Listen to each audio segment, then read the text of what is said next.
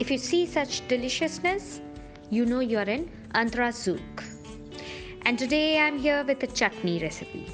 This is not just a simple chutney recipe. This comes with a beautiful pairing. In our last videos, you have seen us make adai with Shanti ji. And now let's learn how to make this tomato chutney, which is called tomato godsu, and it pairs beautifully with those crispy adai.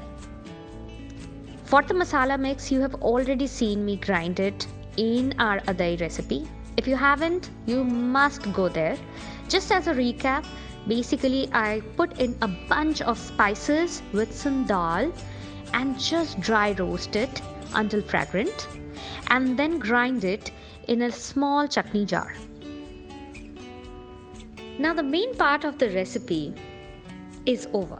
Once you have that masala in a jar, you can keep it as is in the room temperature for about a month. And it's great to go on top of your idlis or in any other chutney that you are making.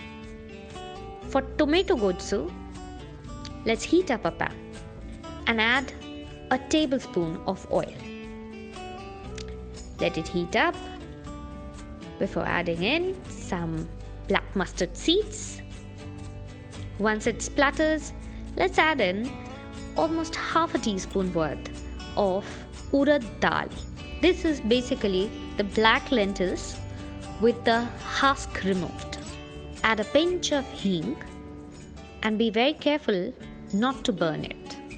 Just fry it for some time. Be very careful at this stage because the dal would go from white to brown in no time, just as you saw right now.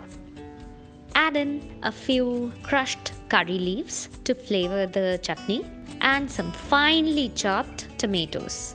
I think I've used somewhere around 5 to 6 medium-sized tomatoes. Mix it thoroughly. Add in the basic seasoning, which is turmeric and salt. Mix it well and let it cook on medium to low heat until the tomatoes are cooked through. At this point, add 1 or 2 green chilies, chopped, and about 1.5 tablespoon worth of gur. Mix it thoroughly. This chutney is basically a very good balance of flavors. There is the tomato to give its body as well as a little bit of acidity.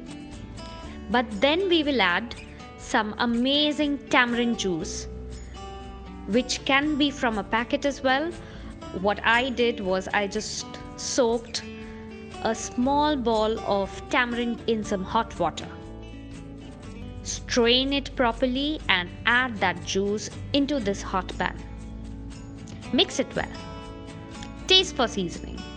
It needs to be khatta, meetha and tikha, a good combination to have. Now as a final touch, add in 3 good teaspoons of the roasted masala mix that you made earlier. Mix it well. Let it cook for 1 or 2 minutes. You will see that all the juices of tomato has been soaked up by the lentils that has gone into the masala mix. This would be the good time to add some water as well.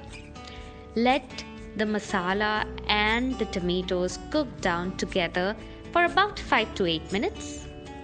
Of course, garnish it with some lightly crushed curry leaves, and it's actually ready to serve. And taste for seasoning. If you need some more salt, or if you want to balance the sourness with some more sweetness, do it right now.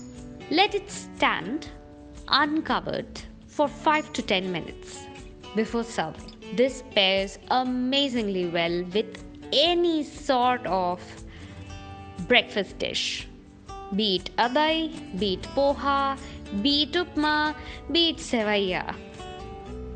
Try it once. If you do, let me know in a comment. And if you liked watching us, do come back Subscribe and like our channel. Cheers!